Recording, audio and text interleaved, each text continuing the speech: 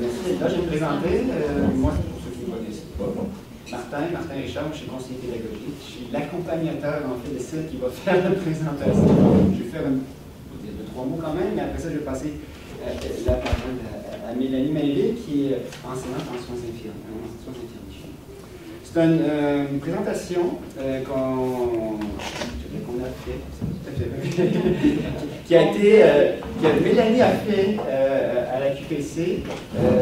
J'avais convaincu Mélanie de faire cette présentation à la QPC à condition que je l'accompagne. Et je l'ai fait pour bon 3 jours avant. Donc elle a dû faire la présentation tout ça. Donc je suis très heureux aujourd'hui de l'accompagner pour m'en racheter. Même si elle n'avait pas prévu de faire une deuxième fois cette présentation. Aujourd'hui, on va vous parler d'un dispositif d'enseignement hybride.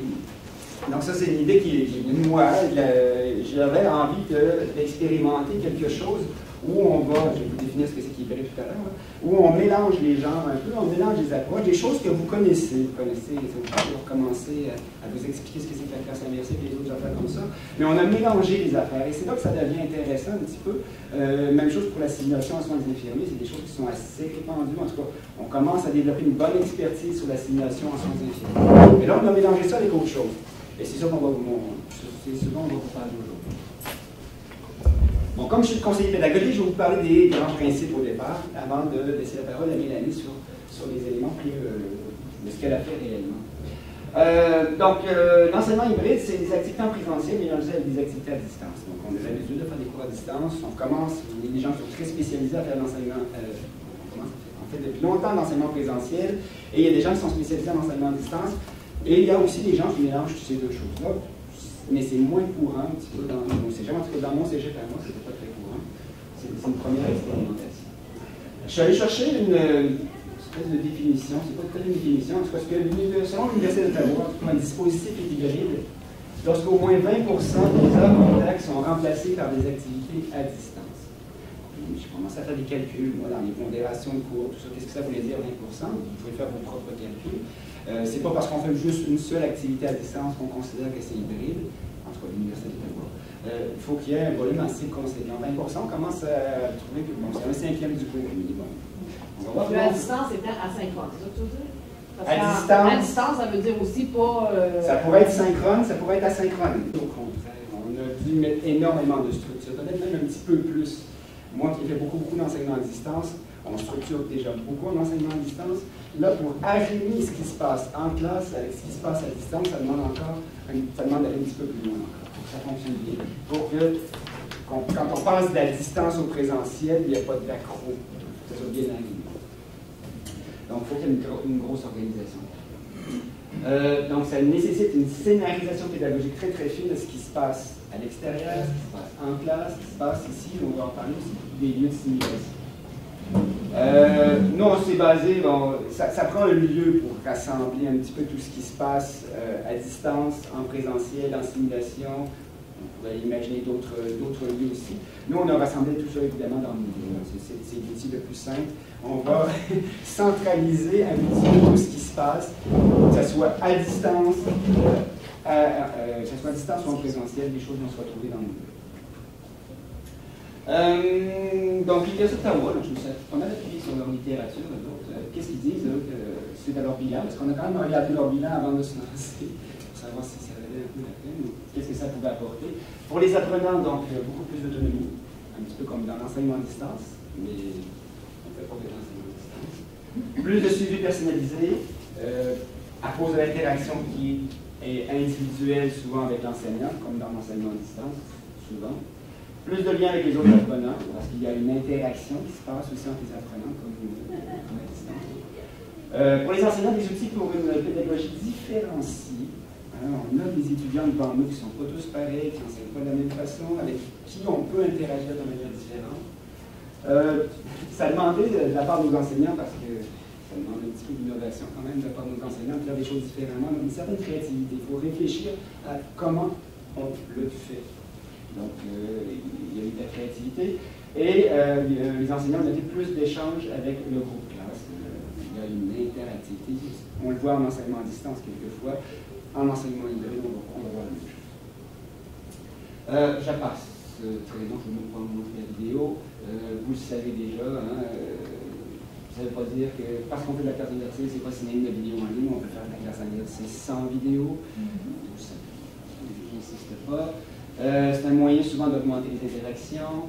Ça, c'est le plus important, et vous le savez aussi, c'est un changement de posture des enseignants.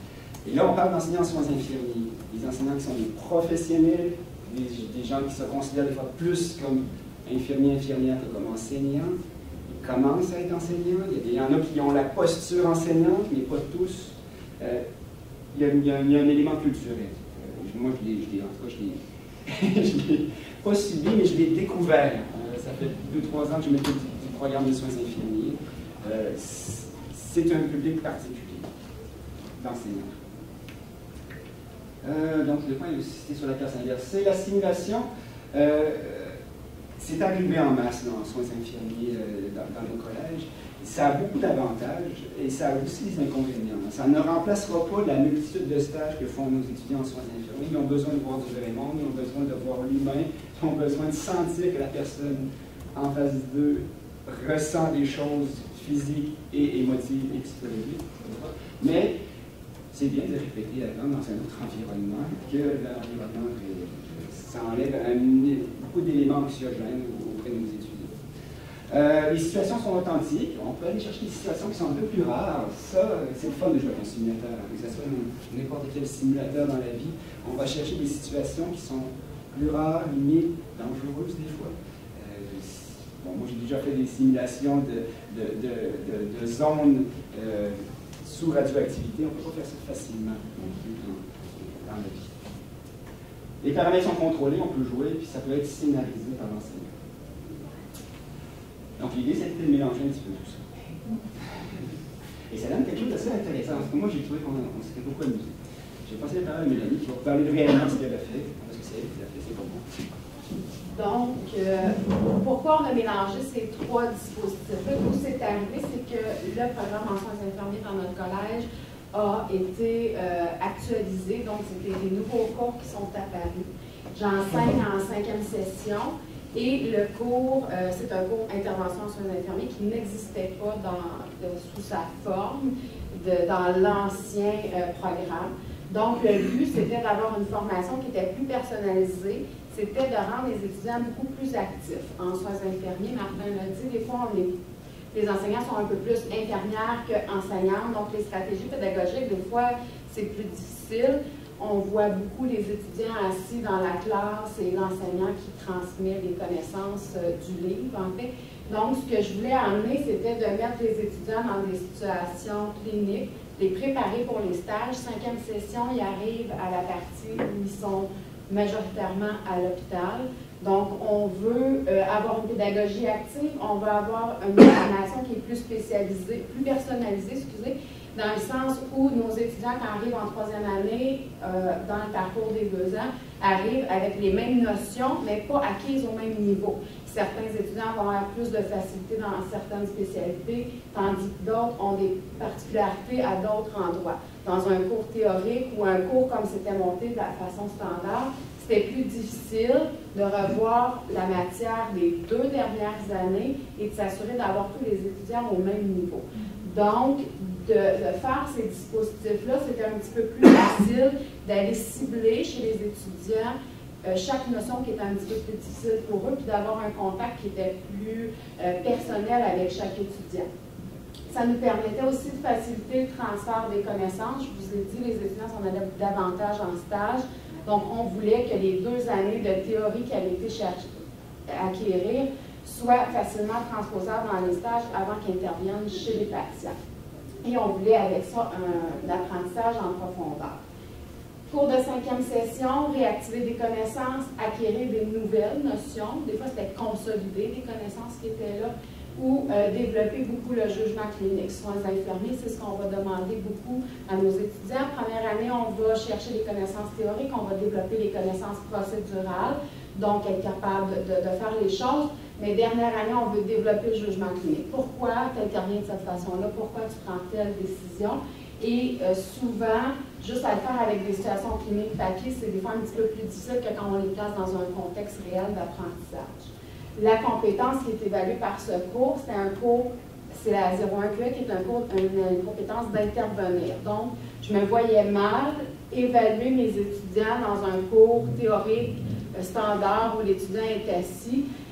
Quand ma compétence à évaluer est de l'intervenir, j'avais besoin que mes étudiants soient dans l'action et qu'ils me démontrent qu'ils ont atteint la compétence. De mélanger ces trois processus-là me permettait d'y arriver. Le cours a une pondération dans la grille cours de 1 heure de théorie, 3 heures de labo-collège et 1 heure de travail à la maison. Donc, il y a 5 heures attribuées au cours. Qu'est-ce qu'on a fait? C'est qu'on a structuré l'heure de travail qui est à réaliser à la maison et l'heure de théorie qu'on a retirée de l'horaire de l'étudiant. Donc, l'étudiant ne vient pas au cégep pour faire cette heure de cours. Et en plus, c'est qu'on vient utiliser l'heure de travail personnel qui, si elle n'est pas structurée, majoritairement, les étudiants ne font pas vraiment la préparation. Donc, quand ils arrivent, on a dit qu'on prenait la plateforme Moodle, ils ont vraiment 2 périodes de travail à préparer pour arriver au cours à laboratoire collège. En classe, 3 périodes où là, c'est l'étudiant qui fait le cours. On a parlé de simulation, donc ça va être des situations cliniques. L'étudiant, si ce n'est pas bien préparé, il ne sera pas capable d'intervenir dans le cours. Donc, c'est la façon qu'on a fait. Les étudiants ont donc à leur horaire 3 périodes par semaine, donc précises dans un cadre horaire. Et les deux autres périodes, c'est toujours étalé sur une semaine avant le cours. Les étudiants ont la possibilité de se préparer pendant une semaine, mais 1-2 heures de préparation à faire. Ils peuvent la faire comme ils veulent. C'est vraiment la façon là, hybride qu'on a divisé en classe et hors classe pour les étudiants pour ce cours. Donc, les 3 stratégies au départ, le cours a évolué un peu, on va voir plus à la fin, mais les 3 stratégies au départ, c'était d'avoir de la classe inversée, c'était d'avoir de la simulation en laboratoire collège et d'intégrer les schémas intégrateurs pour permettre aux étudiants de rassembler les multiples connaissances qu'ils ont acquises pendant la formation. Dans la classe inversée, c'est nos 2 périodes de travail hors classe. Comment on les a préparées? Plateforme Moodle, donc les étudiants ça peut être des vidéos qui sont faites par l'enseignante avec des travaux d'accompagnement, ça peut être des lectures qui sont dirigées soit dans les manuels scolaires, des PDF, des résumés d'enseignants. Il y a des activités préparatoires, donc les tests sur Moodle sont beaucoup utilisés aussi. Les étudiants peuvent réactiver des notions avant même d'aller faire des lectures, aller voir qu'est-ce que j'ai compris des 2 ans que j'ai fait avant, j'en suis rendu où et qu'est-ce que je peux faire comme préparation pour m'améliorer. Quand je parlais tantôt de préparation plus personnalisée, ça veut dire que si dans ma première semaine de cours, je dois préparer 3 pathologies chez mes étudiants, l'étudiant peut, par un pré-test sur Moodle, aller voir, lui, c'est le plus difficile où. Est-ce que c'est dans les maladies respiratoires? Est-ce que c'est dans les maladies cardiovasculaires? Et ensuite, focuser sur la préparation. Oui. Est-ce que vous avez eu une résistance, soit du département, soit de la direction, du fait que vous avez sorti 1 heure de classe en asynchrone? Pas du tout. Okay. Pas du tout. C'était un projet qui a été validé auprès de la direction. Moi, je suis allé voir la direction, je me suis assuré qu'on pouvait expérimenter ça. Et on leur a présenté le projet avant, pendant et après. Donc, non. Au niveau syndical, ça passe aussi? Moi, je voyais pas la carte syndicale comme ça en disant non, vous avez des CI pour être en classe, vous devez être en classe. Bien, je vous dirais que le travail, de cette façon-là, l'heure qui n'est pas en classe est quand même réalisée par l'enseignante parce qu'il y a beaucoup de suivi à faire. Il y a beaucoup de rencontres, on parlait d'individuels, donc la disponibilité. Souvent, cette heure-là, les étudiants vont venir parce qu'il y a des choses dans la préparation qui étaient plus difficiles. Donc, vont venir rencontrer l'enseignante 1 à 1. Plutôt que dans une classe de 36 où ça devient plus difficile de répondre. Donc, l'heure, l'enseignant est quand même accessible, que ce soit par des communications par courriel. Je commence un peu à faire du Skype avec les étudiants parce que moi, ils sont 3 jours par semaine en stage, donc pas beaucoup de disponibilité au cégep. Ça peut être aussi des rencontres sur place pendant cette heure-là. Donc, au niveau du travail, on est capable de démontrer que l'enseignant, le 50 minutes, je dirais parfois au-delà du 50 minutes qu'on libère à l'étudiant. Mais non, dans notre collège, non, on ne s'est pas confronté à ça. Je dirais qu'on est quand même 48 enseignants dans le département. Donc, et le département a été mis au courant, on l'a présenté au département aussi. Puis, on n'a pas eu de résistance face à. Donc, ça fait trois sessions. C'est la 3e session là, qu'on le fait comme ça, puis ça va relativement bien. Donc, l'étudiant peut cibler un peu plus ses lacunes et travailler sur ses lacunes. Ça veut dire que si mon étudiant en maladie respiratoire, il est très bon, il a bien compris dans le cours avant, mais que c'est plus au niveau cardiovasculaire, bien lui, il va focuser sur ça. Moi, en individuel, je vais l'aider à progresser dans ses lacunes, tandis que l'autre à côté va travailler sur d'autres choses. Dans une classe à 36, ça ne me permet pas nécessairement en même temps de travailler sur les lacunes plus individuelles. C'est un petit peu le but d'enlever ces heures-là dans la classe parce que la période qu'on a retirée, c'est un groupe à 36. Quand on arrive à un nouveau collège, c'est 18 étudiants, nos groupes sont plus restreints. Ça nous permet aussi d'acquérir des petites notions qui sont plus simples parce que nos étudiants acquérissent encore des notions. Le but en classe inversée, c'est pas que l'étudiant arrive et qu'il comprenne tout, mais c'est qu'il a été éveillé à, et ça va concorder avec la simulation qui va être faite dans le labo-collège pour le pousser, comprendre les lectures ou la préparation qu'il a fait. Les notions vont servir dans les situations cliniques, donc je disais c'est important d'avoir une corrélation entre la simulation et la préparation, sinon si l'étudiant ne voit pas de but à se préparer pour la simulation, ben, il ne se préparera pas. Là.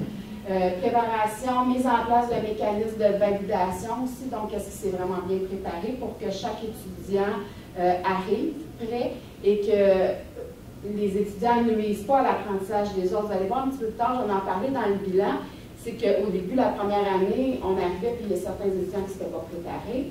Sauf que là, ben, ils posent plus de questions. Les autres étudiants qui, eux, ont pris le temps de se préparer, mais ils avancent pas aussi vite. Je ne suis pas capable de pousser. On a parlé de jugement clinique tantôt, mais je ne suis pas capable de me rendre là avec les étudiants qui se sont préparés parce que ceux qui ne l'étaient pas ralentissent la cadence du cours. Donc, on a mis des mécanismes de validation en place pour assurer que cette préparation-là soit faite. Au niveau... Oui? Oh, excusez. Est-ce que vous pouvez donner des exemples de mécanismes de validation? Oui.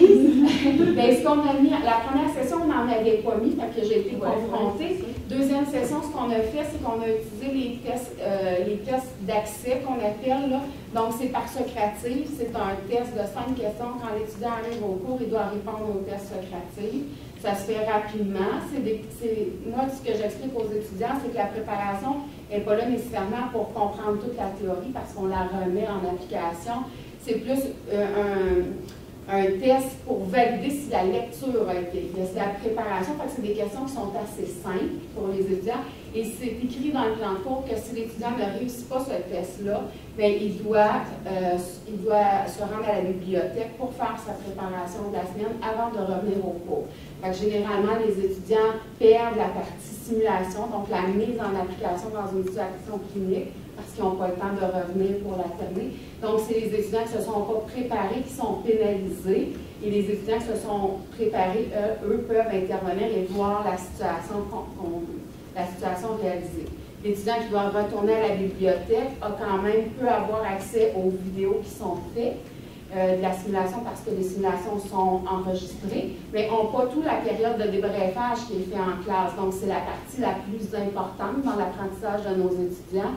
Donc, ces étudiants-là perdent de l'information, sont obligés de revenir avec moi en 1 pour 1. Donc, en bout, ils se rendent compte que ça leur a pris plus de temps pour arriver à la même place.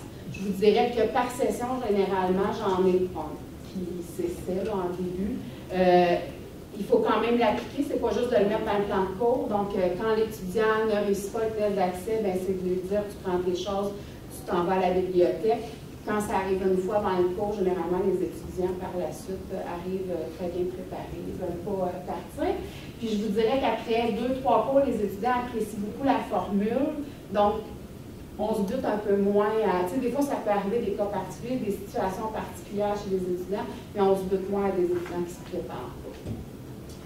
Donc, l'introduction de cette nouvelle stratégie s'est faite étape par étape. C'est un investissement qui est quand même assez grand pour les concepteurs parce que classe inversée, on a dit, c'est beaucoup de production de matériel. On a parlé de créativité tantôt. Fait que si on veut accrocher les étudiants, si on veut que nos outils soient efficaces, mais à long terme, c'est gagnant parce qu'un coup que notre vidéo est produite, un coup que notre document est fait, qui est déposé sur Moodle, c'est de la mise à jour qu'on fait. Mais au départ, c'est beaucoup de travail. L'étudiant peut avancer à son rythme.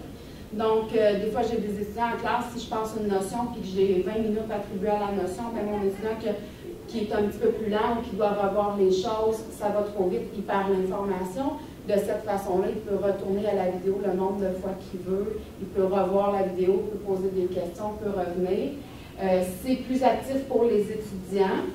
Et en classe, bien, ça nous permet d'aller chercher des notions qui sont plus pointues sur le sujet qu'on a, que l'étudiant s'est préalablement préparé pour le cours. Et on va pousser le jugement clinique dans les situations qui va nous donner un apprentissage plus en profondeur pour l'étudiant quand il arrive en stage. Il va avoir compris le pourquoi du comment il intervient de cette façon-là, plutôt que juste avoir acquis une connaissance qui est déclarative ou procédurale.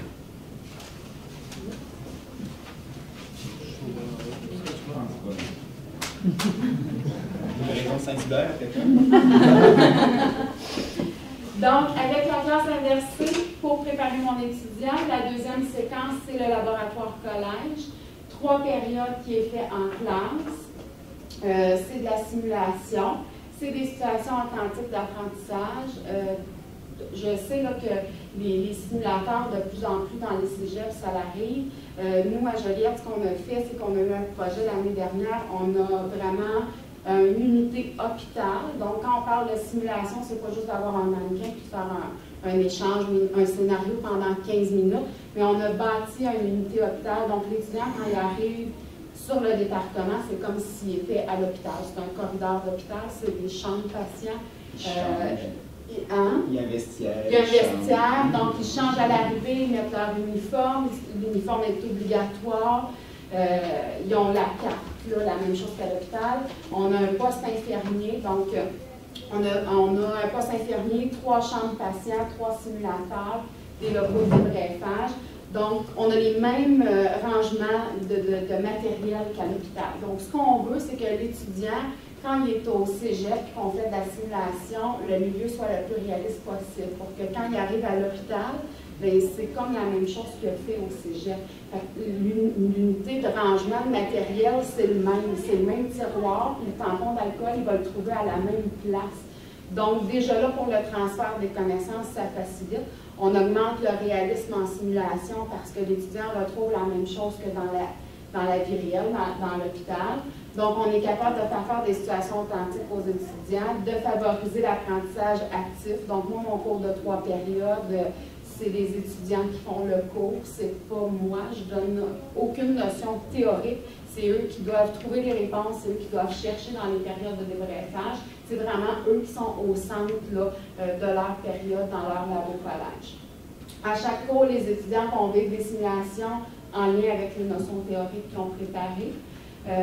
Souvent, on va utiliser des situations en 5e session avec une légère instabilité qu'on ne peut pas reproduire non plus à l'hôpital. Si je veux être sûr que mon étudiant est capable d'intervenir sur un patient qui est en hypoglycémie, bien, à l'hôpital, si j'en ai pas de patient en hypoglycémie, je ne peux pas y injecter de l'insuline juste pour voir si l'étudiant est capable de réagir.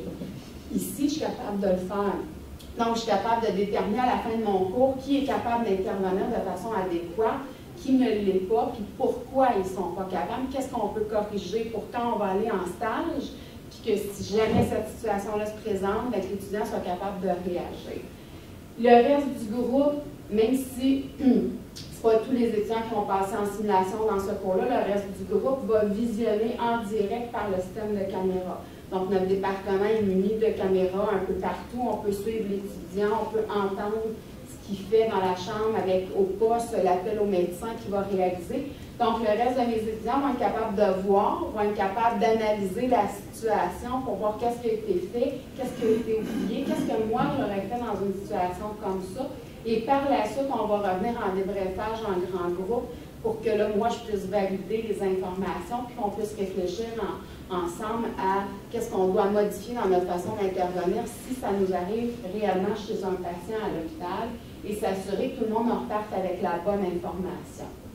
Les vidéos de simulation, on peut enregistrer, donc ils sont disponibles. On les met sur la plateforme Moodle, donc on les transfère en vidéo YouTube non répertoriée et les étudiants peuvent retourner voir ces vidéos-là pour soit continuer de s'analyser ou s'il y a des choses qu'ils n'ont pas compris et revoir les décisions qui ont été prises. Ça, c'est la période de 3 heures.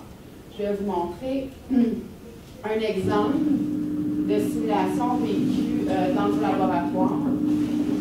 Bonjour, M. Poulin. Bonjour. Je m'appelle Catherine, je suis infirmière aujourd'hui, c'est moi qui vais s'occuper de vous. Je vais juste vérifier que votre est activé.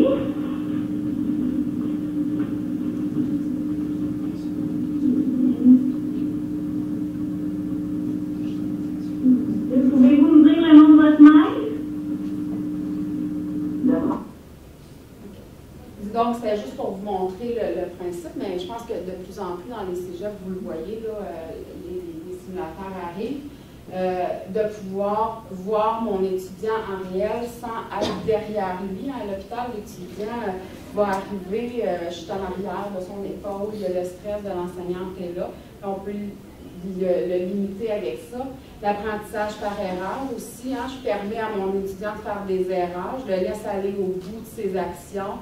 Puis après ça, on revient, puis on regarde les conséquences, chose qu'à l'hôpital en stage, je ne peux pas faire, c'est un vrai patient, donc je dois arrêter mon étudiant, puis le tasser un peu. Donc, la compréhension de l'étudiant n'est pas la même, parce que s'il n'a pas fait d'erreur, il va peut-être la reproduire par la suite. Tandis qu'ici, il a vu les conséquences, il a analysé les conséquences, donc normalement, il ne devrait pas reproduire là, cette erreur-là. Donc ça, c'est le 3 périodes qui est fait. Et le schéma intégrateur nous permettait, moi je dis nous permettait parce qu'on l'a enlevé, là, je vais expliquer tantôt pourquoi, nous permettait, était là dans le but d'aller faire une synthèse des apprentissages par les étudiants, d'aller structurer les connaissances qu'ils avaient acquis. C'est un travail qui se faisait en groupe, donc d'échanger aussi, d'aller chercher les forces de chacun et d'avoir après ça un outil en stage au niveau des connaissances où on pouvait se référer rapidement pour intervenir dans différentes situations. C'était un peu ce qu'on voulait faire avec les 3 qu'on regrouperait ensemble. Ici, je vous ai juste mis un résumé de hors classe, 2 périodes, 3 périodes en classe. Qu'est-ce qu'on fait? Dans le fond, c'est ce qu'on vient de voir là, pour bien démontrer que les 5 périodes étaient divisées de 2 façons et que mes étudiants avaient une préparation à faire de 2 périodes avant de se présenter en classe. Pour faire ça, on a dû faire une scénarisation qui était assez pointue parce que 5e session, nos étudiants n'ont pas utilisé beaucoup de technologie encore. On disait tantôt, les enseignants sont infirmiers, c'est pas la majorité qui sont très techno. Donc, c'était déjà une grosse demande au niveau de nos étudiants, juste à s'adapter aux technologies. C'est une nouvelle façon d'enseigner. Donc, pédagogie active, c'est eux qui doivent faire les préparations, ils doivent être autonomes dans leurs apprentissages, ils doivent arriver en cours prêt. On ne veut pas qu'ils s'assoient avec un crayon, ils doivent faire le cours, ils doivent intervenir. Donc, c'est beaucoup de nouvelles, une bonne adaptation. Donc, on a scénarisé de façon très pointue chacun des cours pour essayer que l'étudiant ça soit toujours un peu répétitif qu'est-ce qu'ils font. Donc, ça prend souvent 2 semaines, 3 semaines aux étudiants là, à stabiliser, à comprendre comment on fonctionne. Et par la suite, on revient toujours avec le même système. Ça, c'est la première scénarisation qui a été faite. Donc, chaque bande noire, c'est les semaines du calendrier scolaire qui représentent le calendrier scolaire. Ce qui se retrouve entre les parties mauves, c'est nos 2 périodes. Donc, notre préparation hors classe que les étudiants doivent réaliser sur notre plateforme Moodle. Donc, à chaque semaine, c'est la même façon. L'étudiant arrive, il y a un livre Moodle, il commence avec les objectifs, il y a des tests, des pré-tests. Donc, à chaque semaine, quand il se branche sur Moodle, on veut faciliter sa façon de travailler. Parce que même Moodle, nos étudiants, les enseignants de première, deuxième année commencent l'utilisation. Au début de la première session qu'on l'a fait, il y a des étudiants qui n'avaient jamais utilisé Moodle, malgré qu'ils étaient rendus à leur troisième année là, au cégep. Donc, de leur donner une structure et les parties en haut. Donc, c'est ce qui est fait dans le cours. C'est les périodes de laboratoire où les étudiants, on avait toujours une simulation à chaque semaine qui était faite selon un cas différent. Et on avait des forums sur Moodle qui nous permettaient de déposer des vidéos qui étaient faites, qui permettaient aux étudiants, quand on était en période asynchrone, de discuter entre eux sur la préparation, s'échanger des questions, des réponses et tout ça. Et le schéma qui avait pour but de ramener l'information qui était vue sur toute la période du 15 semaines. Est-ce que ça va jusqu'à présent? Oui. Avez-vous des questions? La première, c'est est-ce que tu as remarqué si les étudiants posaient des questions plus approfondies suite aux simulations comparativement aux autres années avant, parce que c'était plus traditionnel? Oui. Oui, les étudiants, en fait, c'est que les étudiants, quand ils ont vécu souvent, quand on donnait des cours traditionnels, les étudiants intervenaient très peu. Ils questionnaient très peu. Avec les simulations, du fait de vivre le contexte, de voir, d'appliquer les connaissances qu'ils ont, ça l'a amené des questions justement sur pourquoi je fais ça, ou j'ai vu ça en stage, mais pourquoi que là, ici, je fais ça de cette façon-là. Donc oui, beaucoup plus de questionnements de la part des étudiants.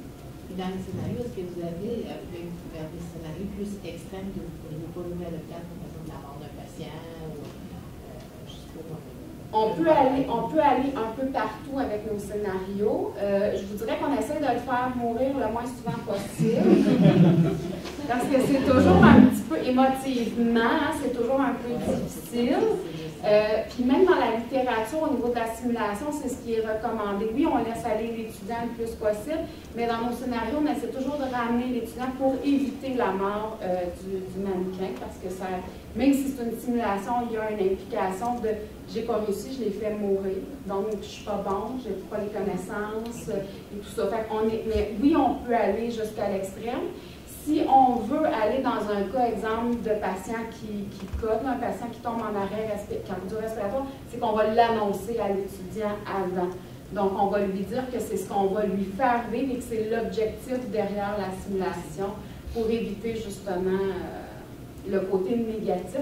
Mais oui, on s'en sert beaucoup pour faire vivre des choses qu'en stage, c'est difficile. Comme je disais un peu tantôt, l'hypoglycémie ou un patient qui a une douleur rétrosternale, je peux aller en stage pendant 5 semaines et que je n'ai jamais de patient qui ait de douleur là, au niveau cardiaque.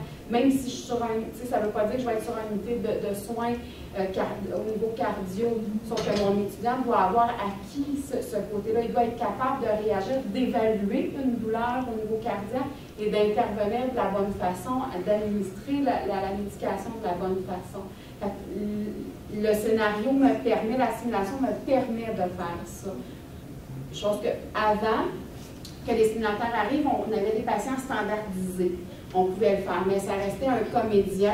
Des fois, on avait des c'était pas des vrais comédiens, c'était des gens qu'on trouvait à la pige, souvent des retraités qui venaient nous aider. Des fois, on avait des retraités qui étaient très expressifs. Des fois, là, ils allaient trop loin. Ils débordaient, puis là, ça avait même plus l'air d'un patient qui avait une douleur cardiaque. Donc, il en mettait comme un petit peu trop. Puis là, l'étudiant disait, là, je ne suis plus capable de rassembler les signes et symptômes, je ne sais pas où ça s'en va. Puis à l'inverse, des fois, on avait des gens qui venaient nous aider, c'était de bonne foi, là, les gens qui souvent c'était bénévolement, mais qui n'avaient pas le côté un peu comédien développé. Donc, on n'avait jamais le bon réalisme. Là, avec le mannequin, on peut le faire réagir comme on veut. Et la personne en arrière, souvent qui fait la voix, nous, c'est les techniciennes. Chez nous, c'est un enseignante en soins. Donc, on connaît l'objectif pédagogique, on connaît le but de la simulation, donc on sait où s'arrêter ou jusqu'où on peut aller avec l'étudiant. D'autres questions? Juste savoir, au début, on parlait d'un 20% de cours qui sont en tout cas en formule hybride. Oui. Vous autres, là, la version je vois, ça a été fait pas mal tout au long de la session. Ça a été, c'était vraiment la même formule à chaque semaine. Exactement. C'était deux périodes de cours qui ont été retranchées à chaque semaine pour être hors classe. Là. Donc, ça représentait 20% et c'était sur toute la session. On s'est dit, tant qu'à embarquer, C'est beaucoup d'adaptation pour les étudiants, donc on veut avoir une certaine stabilité pendant les 16 semaines pour essayer de faire progresser l'étudiant. Que si on l'utilise juste de façon sporadique, bien à ce moment-là, l'étudiant n'a pas le temps de s'adapter à la façon de faire et oups, on retombe sur une nouvelle façon de procéder. Je pense, moi personnellement, je pense que ça aurait été plus difficile d'avoir un étudiant qui évolue parce que je vous disais tantôt, les 2-3 premières semaines, c'est difficile. C'est difficile pour les étudiants, c'est difficile pour l'enseignant aussi parce qu'il y a beaucoup de questions à gérer, il y a beaucoup d'inquiétudes, il y a beaucoup d'anxiété chez les étudiants qui ne sont pas habitués à ce type de pédagogie-là. Mais après 2-3 semaines, même les étudiants qui ont le plus de difficultés arrivent. Et là, on a une belle évolution chez nos étudiants. On parlait de 20 tout à l'heure, là on est à 2/5, donc à 40 Ouais, c'est deux ça. périodes sur ça. Puis, c'est ça, au final, les étudiants, quand on arrive au final, les étudiants performent-ils autant avec un... C'est ça. On va y arriver. Je vais vous montrer. J'ai une question avant le bilan. Oui. J'ai bien compris, c'est quand même un cours intégrateur des connaissances des autres années. C'est une décision de département ou c'est une décision d'enseignant qui a décroché le cours de faire un projet comme celui-là? Je me demande jusqu'à quel point les professeurs, parce que c'est beaucoup de matériel à monter, les autres enseignants, est-ce qu'ils ont contribué au contenu de cette classe inversée-là? Parce qu'un veut pas, celui qui donnait, je ne sais pas comment il est structuré le programme, mais celui qui donnait les maladies cardio-respiratoires, peut-être qu'il y en avait juste un cours juste là-dessus. Y a-t-il une collaboration au niveau du développement des contenus pour la classe inversée? Il n'y a pas eu. Nous, la façon qui est fait, dans le fond, c'est vraiment moi avec Martin qui a emmené l'idée. Et le cours est donné seulement par une enseignante. Donc, à chaque session, il n'y a pas assez de nombre d'étudiants. Donc, la charge est faite juste par une enseignante. Fait que le contenu, il y a certains enseignants, c'est sûr que le contenu a été validé avec eux pour faire le lien entre le cours de Pato, le cours de Marco et tout ça, mais c'est pas du contenu qu'eux ont créé pour ajouter là-dedans. Ça aurait pu. Ça reste un cours intégrateur. On le sent bien, là, il s'appuie sur beaucoup de connaissances et de compétences développées par ailleurs dans des cours qui ont lieu avant. C'est quand même un cours de 5e session, c'est ça? Un cours de 5e session, donc on arrive tard. Les étudiants, là, ils font énormément de stages rendus là, en 5e, 6e session. Ils sont presque sur le marché du travail. Donc, on est vraiment à ce moment-là. Mais le travail de scénarisation, le travail de développement de contenu, c'est vraiment Mélanie qui l'a fait, qui a scénarisé son cours un peu tout seul avec moi de cette façon-là. Mais oui, il peut y avoir une collaboration avec les différents cours antérieurs qui ont été faits. Parce que tous les cours sont ramenés dans la compétence intervenante. Ça veut dire autant mon cours de pathologie, mon cours de pharmaco, que mon cours de première année sur l'évaluation clinique du patient, que le cours de méthode de soins, parce que les étudiants au niveau du simulateur, parfois, peuvent avoir une médication à préparer, à administrer. Donc, c'est un petit peu de tous les cours de soins qui ont été donnés. Fait que oui, ça peut être un cours quelqu'un qui veut le faire en collaboration avec les autres enseignantes, puis ça peut très bien se faire. Comme ça pourrait être un cours qui pourrait être donné par deux enseignants aussi. Aussi. Donc, on a deux campus. Ça partage le travail de création et de production. Beaucoup, parce que c'est beaucoup de travail là, à faire. Fait que oui, si on peut faire en collaboration, ou s'il y a deux enseignantes qui donnent le cours, ça peut être intéressant pour monter le matériel pédagogique. Donc, au niveau du bilan, on l'a fait à la session d'automne, session d'hiver. Je vais quand même le passer rapidement. On a questionné les étudiants à savoir, c'était une expérience, hein, fait qu'on voulait savoir est-ce que les étudiants aiment, est-ce que les étudiants apprennent de cette façon. Donc, on a questionné à savoir, on a parlé au début, on voulait une formation qui était plus personnalisée. Donc, est-ce que pour chaque étudiant individuellement, on a réussi à travailler un petit peu plus les forces, les lacunes de chacun?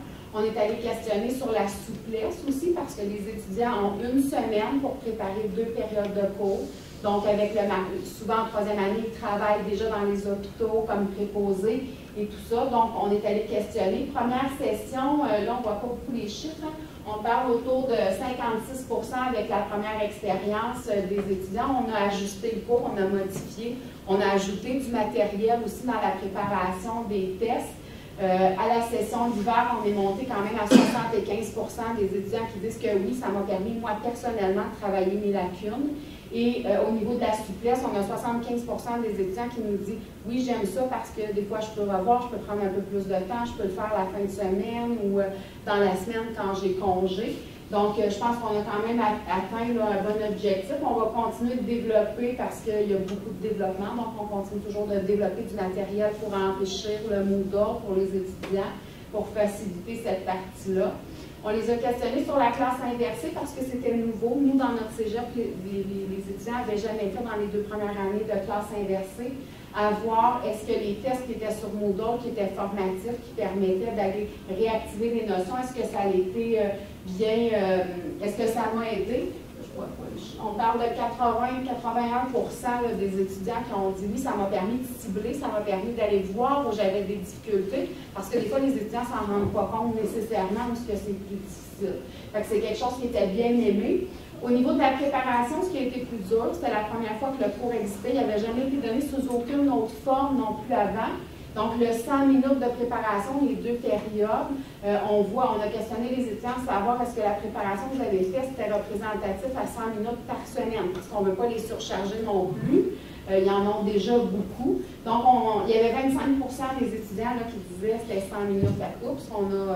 Il y avait beaucoup d'ajustements à faire de ce côté-là pour essayer d'uniformiser le temps. C'est sûr qu'on va toujours avoir des étudiants qui vont prendre un petit peu plus de temps, d'autres moins, mais à 25%, on était loin, là, la majorité. Fait qu'on a travaillé les contenus à redistribuer parce qu'il y a des semaines où ça passait plus vite. Les étudiants prenaient 20-30 minutes, d'autres, ça prenait 200 minutes.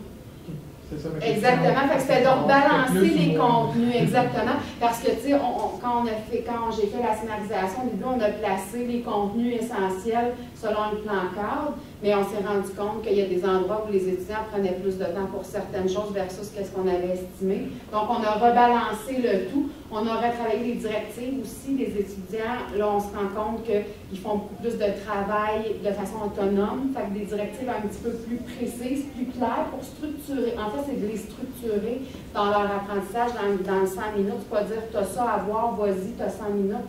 Ça ne fonctionne pas. Les étudiants ont de la difficulté à s'organiser. Fait que vraiment préciser tel objectif, passe tant de temps, c'est ce que tu dois faire. Donc, c'est ce qu'on a travaillé, d'offrir plus d'activités d'accompagnement aussi. Donc, que les étudiants, un peu des guides d'études, que les étudiants peuvent prendre des notes, ressortir l'essentiel. On s'est rendu compte qu'il y avait de la difficulté à faire ça, les étudiants, même s'ils sont rendus au cégep. Donc, c'est ce qu'on a fait. Au niveau des tests Moodle, on a monté à 86%. Et au niveau de la préparation, on est rendu à 48%. Fait que déjà, juste de remodeler, on a passé presque à la moitié des étudiants. Il y a encore du travail à faire. On a revu aussi le contenu pour ressortir le contenu essentiel. Hein. Souvent, on veut donner le plus possible à nos étudiants.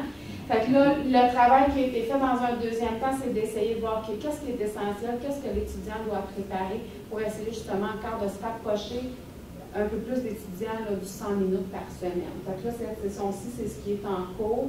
Développer des capsules vidéo. Si les étudiants disaient « j'aime ça », c'est toi qu'on voit, on a le lien de « ok, c'est toi qui donne le cours, c'est toi qui nous explique sur la vidéo ». Donc, on continue de les développer. Et au niveau de la simulation, on a questionné, voir si Moodle permettait de bien se préparer parce qu'on a dit qu'il fallait que ça soit en lien. Avez-vous une question? Oui, c'est ça. Quand vous parlez justement je fais des vidéos. Oui. C'est des vidéos que vous filmez en classe, puis vous mettez... il y a plusieurs types de vidéos. Exemple, si je prends un exemple, les étudiants, on leur montre à faire une feuille de route pour travailler. Fait que ça, c'est quoi c'est Active Presenter. C'est une tablette numérique là, qui filme, qui fait une capture d'écran. Donc, à ce moment-là, j'écris, mais je commente en même temps. Des fois, ça peut être juste un PowerPoint qui était utilisé ou un Prezi qu'on rajoute un côté vocal que l'étudiant peut regarder. Ça peut être, j'ai du Pantone aussi qui est là pour une certaine... Fait qu'il y a plusieurs médias qui peuvent être utilisés là, dans la vidéo pour les étudiants. Oui. Est-ce que pour savoir un peu ce que les étudiants faisaient, est-ce que vous utilisiez les statistiques de Moodle ou c'était plus en interrogeant les étudiants cette partie-là, c'est vraiment un questionnaire qui a été passé aux étudiants. Pardon, sur la la diapo précédente, en fait, pour savoir finalement qu'est-ce que font les étudiants. Par exemple, s'ils regardent les vidéos ou autres. Est-ce que je voulais savoir s'il y avait comme un peu je vais faire quelque chose sur l'analyse de l'apprentissage. Je voulais juste savoir si vous utilisiez certaines fonctions de modèle pour réellement un peu savoir quels sont les comportements de l'étudiant. Oui, en fait, tu sais, les tests sont formatifs, mais c'est certain qu'on va. Moi, je vais voir est-ce qu'ils ont été faits. Les étudiants ont passé, on peut voir combien de temps se préparer aussi. Okay. Fait que l'étudiant qui me dit, ben, je suis en surcharge, j'ai pas le temps de rien faire, puis je me rends compte qu'il s'est connecté pendant 10 minutes pendant toute la semaine. Bien, je vais valider avec l'étudiant, tu sais, qu'est-ce qui a été fait, comment tu le fais, comment tu travailles. On va essayer de trouver une façon de le faire aussi. Fait que oui, donc vous allez voir des... Oui, on peut aller voir les statistiques. Est-ce qu'il y a un tableau de bord qui est pratique pour voir justement ce Dans que font les Moodle, étudiants il faut sortir des rapports de Moodle qu'il faut souvent regarder activité par activité. Oui, c'est pas très convivial. Non, c'est pas très convivial, mais ça se fait. Fait que souvent, c'est fait avec les étudiants qui sont un petit peu plus problématiques. En soi. Comment ça prend du temps? Il est encore dans la lune. Nous avons mangé ça, là.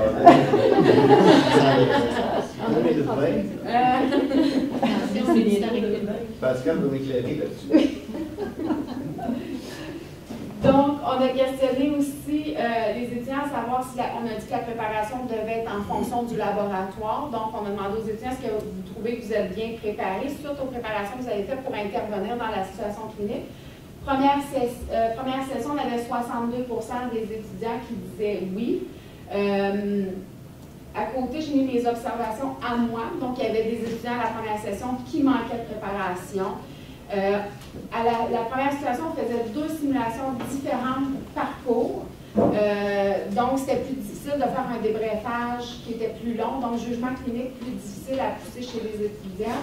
Et le débriefage, on est 18, c'est un débriefage en grand groupe, donc des fois, on a des étudiants qui se mêlaient moins, qui participaient moins. On a voulu changer ça, donc le test socratique qu'on a parlé en début de présentation qui a été ajouté pour s'assurer que les étudiants se préparent.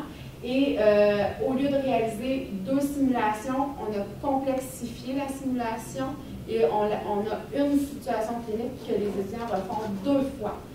Donc, il y a 2 équipes, les étudiants arrivent en diade, ils rentrent dans la chambre et on refait la même. Et entre les deux, les étudiants par petits groupes, donc des petits groupes de 6, vont commencer à faire un premier débriefage entre eux pour voir si c'est moi qui ai pigé pour la deuxième, qu'est-ce que je dois améliorer. Donc, en petits groupes, moi, je n'interviens pas, les étudiants, chaque étudiant participe plus au niveau du débriefage.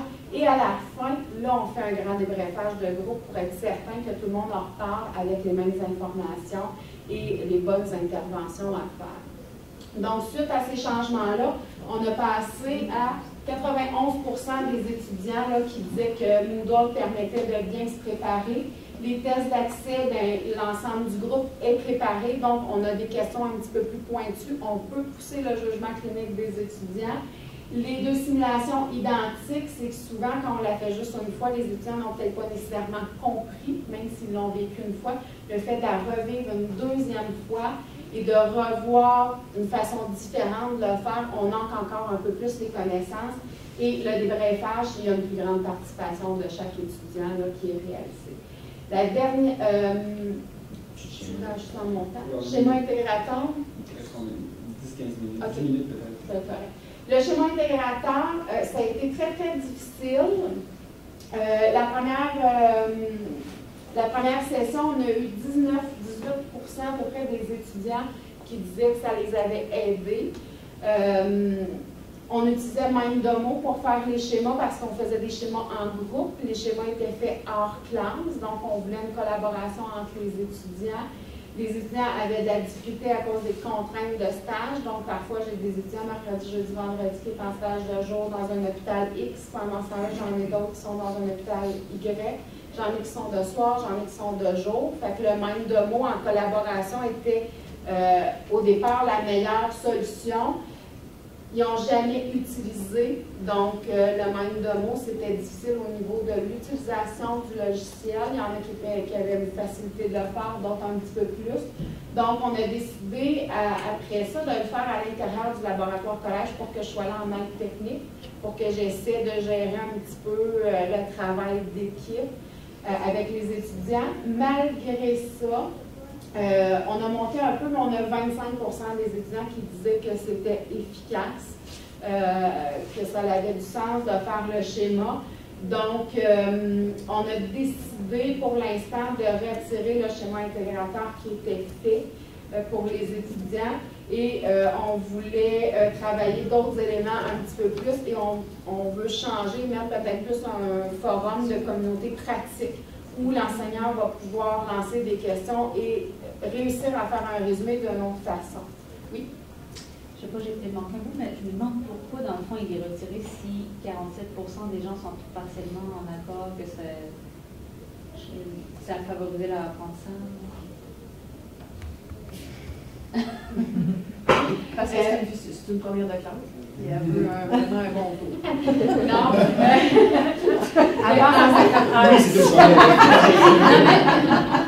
Ce que je veux dire, c'est en quoi c'est un inconvénient de le conserver. C'est que je ne comprends pas c'est quoi l'inconvénient de le conserver en fait. Bien, en fait, on aurait pu le conserver, mais c'est sur le fait que les étudiants, partiellement d'accord, moi je ne serais pas. Quand mes étudiants disent bon, j'aime ça, mais je veux qu'ils soient allumés, je veux qu'ils trippent sur ce qu'ils font, fait qu'on essaie de trouver d'autres choses qui vont essayer de motiver le plus d'étudiants possible. Oui, c'est un bon outil, le schéma intégrateur, mais je pense qu'à rendu en 5e session, nous, ce qui s'est passé, c'est qu'à travers les 3 ans, les schémas sont faits un petit peu par chaque enseignant dans différents cours, jamais avec les mêmes demandes, jamais avec le même critère de réalisation. Puis, je pense que pour qu'un schéma soit aidant, l'étudiant doit avoir une structure qui est réinvestie d'un cours à l'autre pour être en mesure d'utiliser efficacement son schéma. Et rendu en 5e session, c'était difficile de commencer à donner une structure à l'étudiant à ce moment-là. Donc, c'est vraiment le choix qui s'est fait de le retirer pour insérer des nouvelles stratégies pédagogiques pour essayer de rejoindre un petit peu plus l'ensemble des étudiants. Il faudrait commencer la session 1. Il faudrait qu'il soit commencé à la session 1, qu'il soit complexifié. Mais je vous dirais que je ne sais pas si c'est pareil partout. Là, vous avez peut-être tous des soins infirmiers. Martin l'a dit tantôt, on est particulière en soins infirmiers.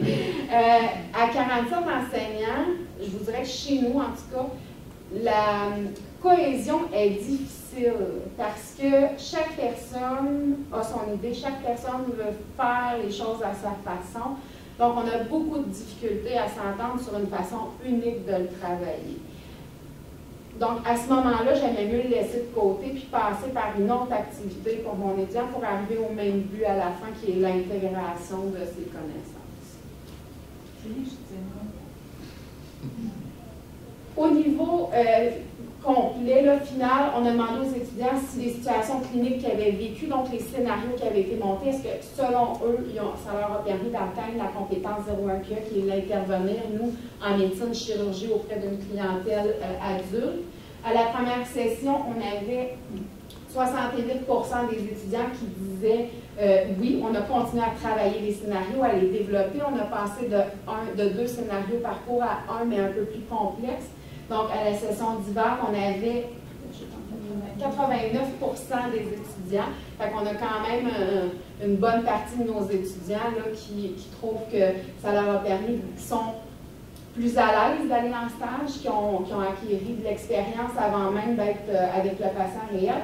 Et en même temps, on est allé voir les connaissances TIC. Je vous ai dit tantôt, ce n'est pas très développé en soins, mais l'Ordre des infirmières demande de développer nos compétences TIC parce que de plus en plus dans le marché du travail, c'est la réalité. Et c'est un constat qui a été fait que les infirmières diplômées arrivent, n'ont pas les capacités d'utiliser. On a les dossiers électroniques qui vont peut-être finalement apparaître un jour, après plusieurs milliards de dollars, mais on a quand même, tu sais, nos requêtes de laboratoire, c'est SOFLAB, c'est des systèmes que les étudiants doivent utiliser. Donc, au début, nos étudiants arrivent, sont un peu frileux à tout Socrative, Mindomo, OneDrive, Moodle, c'est tout ce qui est utilisé dans le cours. La première partie, on disait 43% des étudiants qui disaient que oui, ça les avait aidés. Et à la session suivante, là, avec un petit peu plus de procédures d'ajout qui a été fait pour aider les étudiants dans les utilisations de ces différents outils-là, on a quand même 67% qui sont tout à fait en accord. Là. Mais si on regarde, on a juste 2% des étudiants là, qui étaient totalement en désaccord. Fait que sûrement un étudiant qui...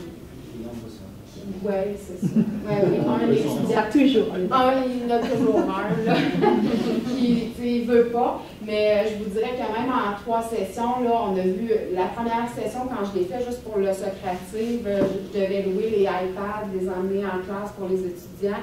Maintenant, la première question, tu sais, les étudiants ont tous des téléphones intelligents, ils sont capables de l'avoir sur leur téléphone, ça c'est quand ils n'ont pas des iPads.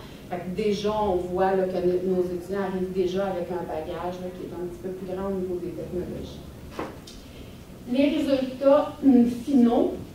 À l'automne 2016, on avait 40 étudiants qui ont suivi le cours. À l'hiver, 41, ça se ressemblait beaucoup. Le taux de réussite, 97% à l'automne, donc un échec. À l'hiver, 92%, 3 échecs.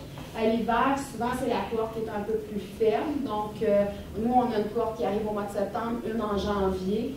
Les cohortes du mois de septembre sont toujours, dans tous les cours, là, sont toujours plus fortes au niveau des résultats scolaires.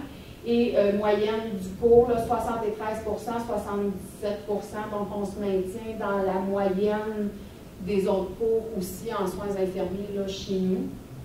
Donc, ça, c'est les résultats. Et le bilan global, bien, les étudiants ont plus d'autonomie, s'impliquent beaucoup plus dans leur processus d'apprentissage. Ils n'ont pas le choix, en fait, s'ils veulent réussir le cours, de s'impliquer, parce que s'ils restent passifs, ils ne réussiront pas à y arriver. La progression est constante en simulation, donc on peut voir l'acquisition plus profonde des connaissances de nos étudiants, l'acquisition de la compétence, donc on est capable vraiment de dire oui, l'étudiant a développé sa compétence, et il y a une grande amélioration dans leur façon d'intervenir dans les différentes situations cliniques.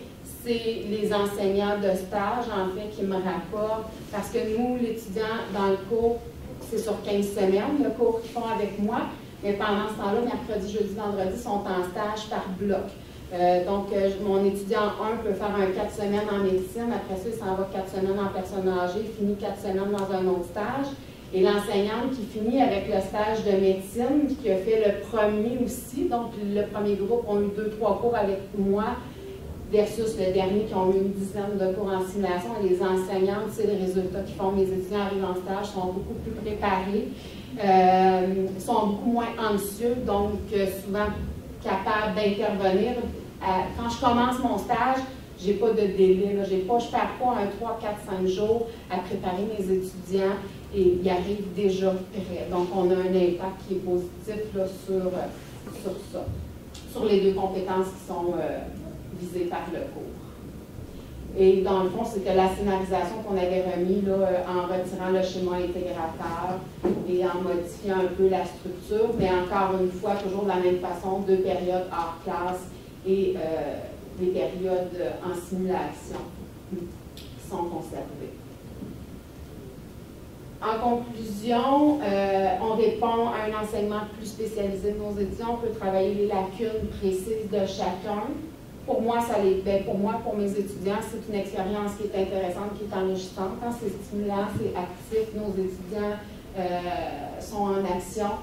On a fait des ajustements qui ont été réalisés suite au bilan. On en a refait encore pour la session qui est en cours. Je pense qu'à chaque session, c'est de l'ajustement constant. Et c'est un potentiel d'application à d'autres types. On parle d'un cours en soins infirmiers, mais de faire de la simulation, on n'a pas besoin des mannequins. On peut faire ça dans n'importe quel cours. On peut faire de la classe inversée un peu partout.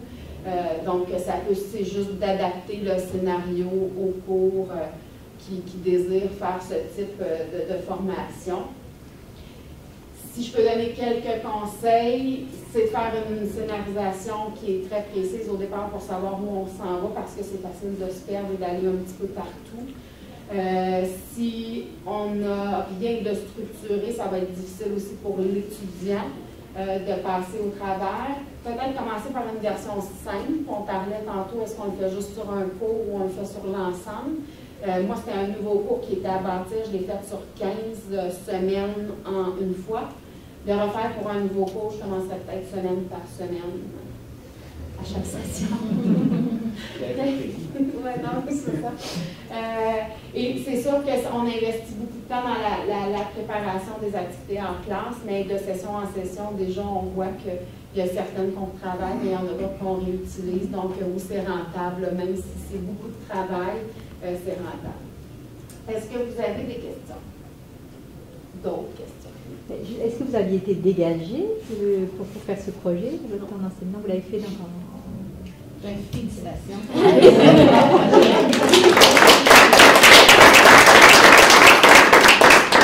vous avez la chance d'aller présenter à l'association des infirmières d'infirmières, à l'OSQ, les enseignants qui se réunissent une fois par année, le colloque des à la SIC. À la SIC, ça serait, je trouve que ça serait très bien reçu. Il y en avait un. Cet été, il y en avait un, dans le fond? Il y a tout le temps à peu près en même temps. C'est parce que cet été, je pense qu'elle était en même temps que la QPC. C'est souvent, c'est proche, oui, c'est ça. Mais est-ce que ça a donné envie à vos collègues un peu? Je vous dirais de plus en plus. Un des effets, c'est que la simulation prend beaucoup plus de place. Tu sais, la simulation est arrivée en même temps que ce projet-là. Puis Mélanie s'occupe de tout le volet simulation chez nous. C'est ça, on est en train d'intégrer. Il y a un vent de changement, je vous disais tantôt, 48 profs, je pense qu'on est. Il y a de la résistance. On a des enseignants de 20 ans jusqu'à des enseignants qui vont entrer demain. Là. On est toujours en manque de personnel. J'imagine qu'en soins infirmiers, c'est pareil partout. On y va petit pas par petit pas parce que oui, il y a certaines résistances, mais là, on est en train d'intégrer la simulation. Le fait qu'on a changé nos plans cadres avec l'actualisation du programme, ça nous a permis d'intégrer la simulation dans les plans cadres. Ça a bien passé parce que je pense que les enseignants ne savaient comme pas trop ce qui se passait. On en a profité un peu. Et là, maintenant qu'ils sont dans les plans cadres, mais on peut l'amener à petite échelle. Là, le but, cette année, avec la mise en place d'unité hôpital, on a commencé avec la première année.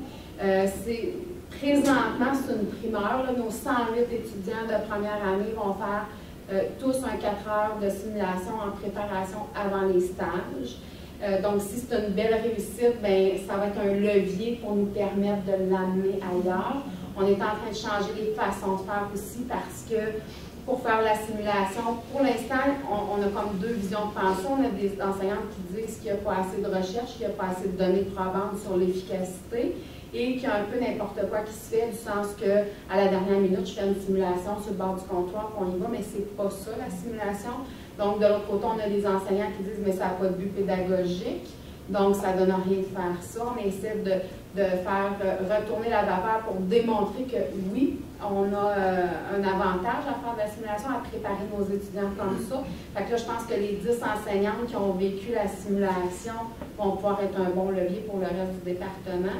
Et il faut former vraiment une équipe de simulation. Je ne pense pas que c'est matin, je me lève et ça me tente d'en faire, je m'en fais. Il faut avoir des gens qui sont formés pour être capable d'avoir des scénarios qui sont valides, qui suivent des objectifs pédagogiques. Et la partie la plus importante, c'est le débriefage. Et souvent, les enseignants, ce qu'ils font, c'est la partie qui skippent parce qu'ils veulent le mannequin, ils veulent faire, mais c'est pas ça. C'est la partie de débriefage. Et ceux qui la font, mais souvent, sont portés à tomber dans l'enseignement, qui n'est pas le rôle en débriefage, c'est un rôle d'accompagnateur, de facilitateur pour l'étudiant. Donc, c'est l'étudiant qui doit se questionner, qui doit répondre à ces questions. Fait que je pense qu'il y a beaucoup de formation à faire au niveau de nos professeurs. Et de plus en plus que c'est vu que la stimulation, les enseignants voient que les étudiants peuvent être actifs et qu'ils peuvent apprendre, mais de plus en plus, on a une enseignante qui a réalisé du tutorat a fait un cours d'enseignement en 4e session. Donc, c'est un projet qui a été fait. C'est les étudiants de 4e session qui, dans leur cours d'enseignement en soins infirmiers, vont faire de l'enseignement de méthode de soins à des étudiants du 2e session. Donc, ça a comme changé la façon de faire les pédagogies. On a des enseignantes qui font les cours de méthode de soins qui disent ben, j'aimerais peut-être ça faire une vidéo pour qu'ils la regardent avant, pour que quand ils arrivent en classe, ils puissent pratiquer tout de suite. Fait qu'un peu de classe inversée. Fait que tranquillement, mais je pense que c'est sur du long terme qu'on va avoir des résultats. Il y a beaucoup de choses à faire avec les profs de soins infirmiers. Ils font tellement de choses intéressantes. Puis, ils sont vraiment dans la professionnalisation, là, vraiment, dans l'application des connaissances dans des contextes particuliers pour développer des compétences. Moi, je trouve ça super le fun d'accompagner les enseignants. Peut-être pour la question sur la formule hybride, j'ai expérimenté volontairement avec Mélanie la formule hybride. On est allé assez loin là-dedans, on a travaillé fort. J'envisage pas de mettre ça partout, là, la formule hybride. C'est pas quelque chose qu'on va généraliser. Je pense que ça va rester à petite échelle. Mais c'est une première expérimentation, ça donne des bons résultats. Moi, j'aimerais l'essayer dans d'autres disciplines. Sortir des soins infirmiers, puis aller voir d'autres enseignants, d'autres programmes, puis voir un petit peu ce que ça pourrait donner.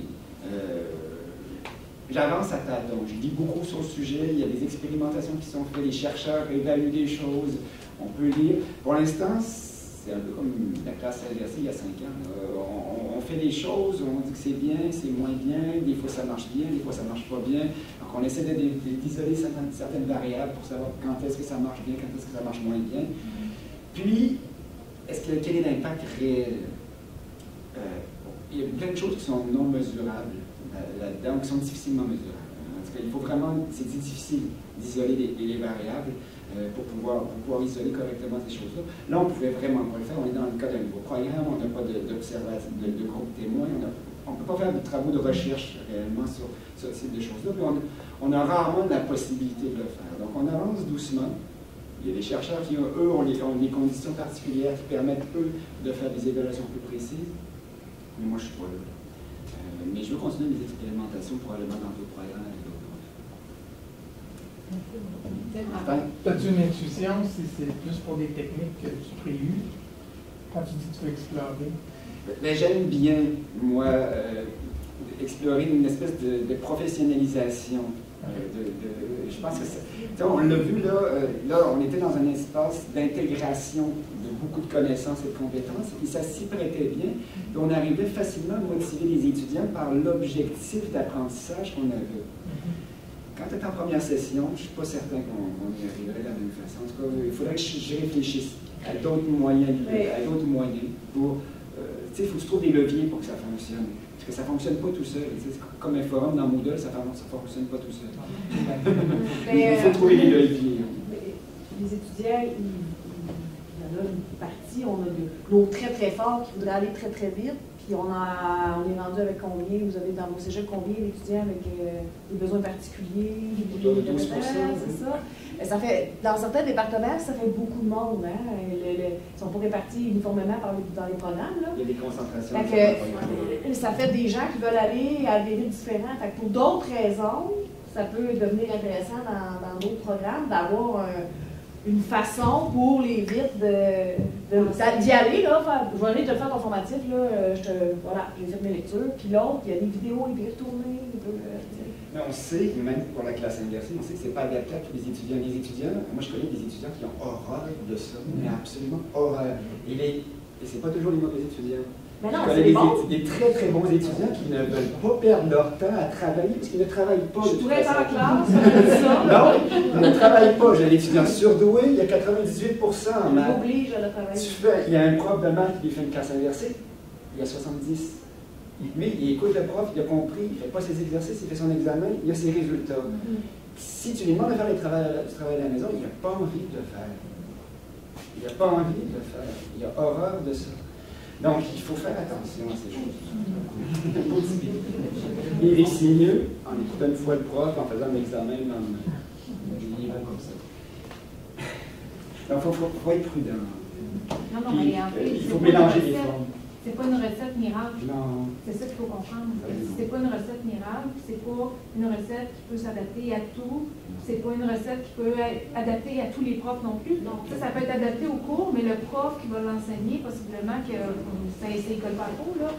Donc c'est ça, il faut être capable de bien cibler où est-ce que ça va, puis avec quelle personne, puis Il faut que ça parte de l'enseignant, je pense.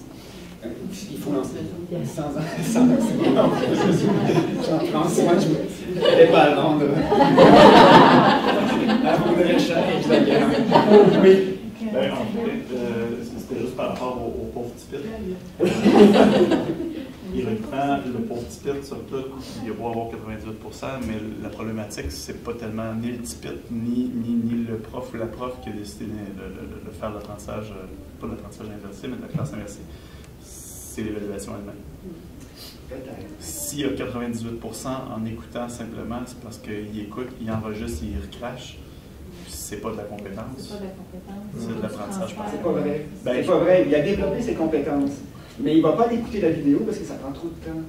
Okay, parce qu'à la maison, il ne va pas le faire. Le 70%, c'est parce qu'il n'a pas fait. Non, parce qu'il n'a pas fait. OK. C'est pas parce qu'il a fait. S'il avait fait, il aurait eu son 98. Il est bon, il est bien. Non, mais il ne veut pas. Lui, à la maison, il ne veut pas travailler. Parce qu'il y en a comme ça qui, eux, sont super bons pour juste ça. En classe, c'est bon. Je le sais, c'est mon fils. Son cours de maths, les 4 premières semaines en classe inversée, il n'était pas capable. Il n'était pas capable. Et à la maison, il ne travaille pas. Mais il y a 98. Mais là, claque en arrière de la tête de ton fils. Non, j'étais pareil. Écoutez le prof une fois, faire l'examen. C'est ça. Vous aussi. C'est pas la majorité. Oui. Deux choses. J'ai deux enseignantes qui ont fait de la pédagogie inversée. Puis oui, elle a eu le même commentaire. Les étudiants, ceux qui réussissent très bien, il y a ça pour mourir. C'est ça. Donc, mais pour les autres. Les bons étudiants ont horreur de ça. C'est ça. Ça baisse leur moyen. Autre intervention pour toi, Martin, ici, là, anciennement Léonaudière et de Montmorency. À ma surprise, moi aussi, je crois que la classe inversée était plus appropriée pour les domaines techniques, mais là, c'est une expérimentation, session aussi, mais en langue. Actuellement, j'ai une enseignante qui expérimente ça en langue, en anglais, plus précisément. Peut-être qu'en avril, je vais pouvoir vous en dire plus. Là. La classe inversée, on voit beaucoup d'expérimentation dans plein de domaines. On parle peut-être un peu plus dans le cas ici des hybrides. Je ne sais pas encore, je n'ai pas de réponse claire. Excuse-moi, j'ai dit inversé, mais c'est hybride. C'est hybride? Là, comment okay. Oui, c'est hybride, oui. Tant mieux. Voilà, je manque d'éléments pour pouvoir répondre. Faire attention, tantôt on parle de l'enseignant. Il faut partir du besoin pédagogique et varier ses stratégies pédagogiques pour stimuler le cerveau de toutes les façons. Souvent, je dis, l'apprentissage est comme un éléphant. Si je parle de l'éléphant juste avec la trompe, ben, les étudiants, ils pensent juste que l'éléphant, il y a une trompe. Ben, il y a aussi des pattes, il y a des yeux, il y a des oreilles. En variant les stratégies pédagogiques, on fait le tour des apprentissages en différents niveaux. Partir du besoin pédagogique, et dire, pour cette partie-là d'apprentissage, oui, la vidéo, la pédagogie inversée s'adapte. Pour l'autre partie, ça va être la simulation, pour être dépendant de la compétence qu'on va acquérir aussi. C'est bonne question, c'est arrêté là. Merci.